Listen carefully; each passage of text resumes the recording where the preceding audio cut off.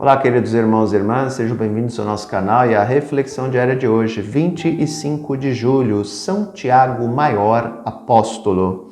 Jesus chamou Tiago e seu irmão João às margens do lago de Genezaré, e eles abandonaram o barco e seu pai Zebedeu e seguiram a Jesus, com vontade firme e decidida.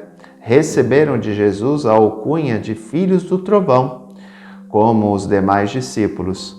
Tiago foi perseguido e preso pelas autoridades judaicas. Sofreu todo tipo de tortura, sendo dos apóstolos o primeiro mártir, a fio de espada.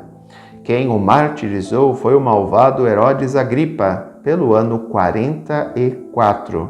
Diz a tradição que foi evangelizador da Espanha. A devoção a São Tiago na Espanha é grande. Lembremos da devoção a São Tiago de Compostela. Muito tardia, muito antiga, uma devoção muito importante na Espanha. Portanto, que São Tiago, apóstolo, interceda a Deus por nós. Bom, dia de São Tiago, outro evangelho não poderia ser senão Mateus 20, versículos de 20 a 28.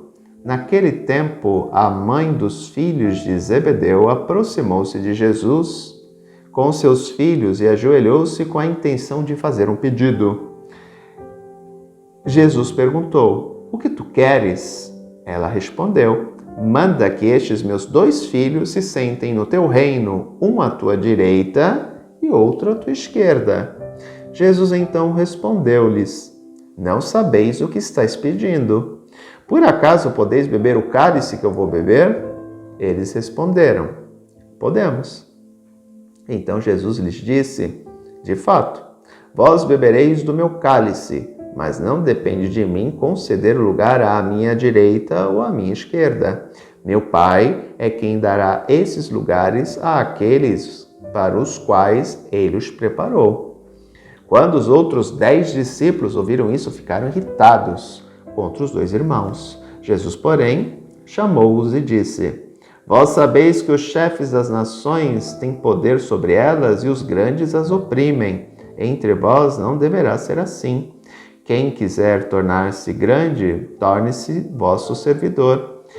Quem quiser ser o primeiro, seja vosso servo. Pois o Filho do Homem não veio para ser servido, mas para servir e dar a sua vida como resgate em favor de muitos." A pergunta de Jesus: "Vós podereis beber do cálice que eu vou beber?" é como o comentário inicial do dia de hoje. Sim, Tiago bebeu. E é interessante porque Tiago acaba sendo mártir, foi o primeiro mártir dos apóstolos, e João não. É interessante isso. João, dos apóstolos, será o único que não morrerá mártir. Ele era o mais novo, e ele não morreu mártir. Ele morreu de velhice, exilado na ilha de Patmos, perto da Turquia. É interessante que a comunidade joanina, ela vai ficar instalada na Turquia, na cidade de Éfeso. Para vocês terem ideia, a cidade de Éfeso chegou a ter 100 comunidades joaninas. 100. Porque eram pequenas comunidades, A igreja, ela nasce não nas catedrais, não em grandes lugares. As igrejas, elas começam em pequenas casas. É aquilo que a igreja primitiva chamava de comunidades nas casas, que hoje a igreja começa a tentar recuperar, chamava de igreja doméstica. Então as pessoas se reuniam, no máximo 10 pessoas nas casas, e fundavam uma comunidade. E na cidade de Éfeso, ligadas à comunidade joanina, haviam mais de 100 comunidades. Então era muito forte a presença do apóstolo João na Turquia. E é interessante que depois ele acaba sendo exilado na ilha de Patmos. Então ele será o único que não morrerá mártir. Eu já li, não me lembro onde, que João, inclusive, morreu com idade bem avançada, mais de 90 anos. O que para aquele período era algo muito raro de acontecer, Agora eu não me lembro a fonte, mas eu acho que eu li num livro. 2 aspectos importantes do texto de hoje. Eu sempre digo para vocês que os discípulos não tinham noção de quem Jesus era e qual era a sua missão. A todo momento que ele fala, então, eu vou para Jerusalém, eu vou morrer, mas vou ressuscitar, eles não entendiam absolutamente nada. Eu já falei para vocês, inclusive naquele trecho de Pedro, tu és o Messias, tu és o Filho do Deus vivo, que Jesus vai depois, no primeiro momento, acha que Pedro marcou um gol de placa, e depois ele percebe que não. Que a visão de Messias de Pedro é uma, a dele, seguindo Isaías, é outra. Aqui é a mesma questão. Os discípulos, a mãe dos dois discípulos, né, de Tiago e João, vai pedir o quê? Que eles se tornem as pessoas mais importantes do reino de Jesus. A expressão sentar à tua direita e à tua esquerda são aqueles que estão mais próximos. Portanto, é aqueles que têm mais poder. E isso causa uma situação embaraçosa diante dos outros 10, né? Tem pessoas que não têm bom senso, né? Como é que ela faz isso na frente de todo mundo? Pois tem algumas mães que realmente, às vezes, faltam um pouquinho de bom senso, né? Como a mãe de Tiago e de João.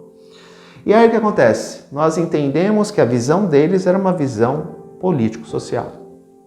Eles achavam que Jesus realmente ia restaurar o reino perdido de Israel, ia expulsar os invasores, ia sentar no trono e precisaria dos seus 12 discípulos. Acho que eles pensaram que Jesus ia mandar cada um para uma tribo, né, já que eram 12, e iriam governar em nome do rei, Cristo. E aí Jesus, no final, dá o seu ensinamento, né? Os grandes dos reis, os chefes das nações, têm poder sobre elas e as oprimem. Entre vós não pode ser assim. Lembremos que Jesus depois, no lava-pés, vai dizer, né? Vós me chamais de mestre e senhor e eu sou. E eu, sendo vosso mestre e senhor, vos lavei os pés. Então vós deveis lavar os pés uns dos outros, né? O poder, segundo Jesus, vem no serviço, não da tirania, não do controle. O poder vem através do serviço. E ele já prepara justamente esse trecho, prepara os discípulos para o que ele vai confirmar na ceia, no lava-pés, né? Porque de uma outra forma ele confirma isso, né? Com outras palavras, ele reforça essa ideia, né? E aqui volto a dizer algo que é muito importante para nós compreendermos. A visão de Deus é diferente da visão humana. A ótica de Deus, o modo de olhar, é totalmente diferente do nosso. Nós damos importância para quem tem dinheiro, para quem tem poder, para quem manda, né? E para os pobres, para os marginalizados, não. Pois o nosso papel como discípulos e missionários de Jesus Cristo é dar mais valor aos pobres e não aos ricos, né? De cuidar dos pobres e não dos ricos. Os ricos têm muito dinheiro para se cuidarem, os pobres não, né? Aqui na nossa comunidade, cada dia mais, nós buscamos justamente ter essa visão, né? Fazemos um trabalho social através da Astro, fazemos um trabalho social através dos Vicentinos. Agora nós temos um almoço também todas as terças-feiras para crianças e pais de uma comunidade carente aqui próxima. São trabalhos sociais voltados àqueles que nada têm. E é interessante, na segunda-feira são moradores de rua. Terça-feira, pessoas aqui de uma comunidade bem pobre, perto da nossa. E os vicentinos também vão auxiliar as pessoas com mantimento, né? Para aqueles que realmente não têm nada através das suas visitas. Portanto, são 3 trabalhos diferentes, mas que fazem parte de um trabalho mais global, né? De ajuda àqueles que nada têm, né? É buscar seguir aquilo que Jesus nos pede, nos manda, né? Mesmo com todos os desafios, mesmo com todas as dificuldades, a comunidade caminha para isso, né? Para acolher aquele que mais precisa. Então, queridos irmãos e irmãs, é sempre entender que o poder na ótica humana não faz parte do projeto de Deus. Aos olhos do mundo, o que Deus nos pede é uma loucura. Não é à toa que o Paulo vai dizer, né? Que a cruz aos olhos dos judeus é um escândalo, aos olhos dos gregos é uma loucura, né? Mas a nós, aos nossos olhos, é a salvação. A cruz é a salvação. Né? Quanto, volto a dizer, para o mundo, quem tem poder, quem tem dinheiro é mais importante, para nós não pode ser assim. Não podemos deixar contaminar por essa ideologia, por essa visão. Somos chamados a ver de uma outra forma, a ver, a poder enxergar com os olhos de Deus. E é isso que nós temos que fazer, como nos apresenta o dia de São Tiago, maior apóstolo. Um grande abraço, até amanhã, se Deus quiser. Tchau.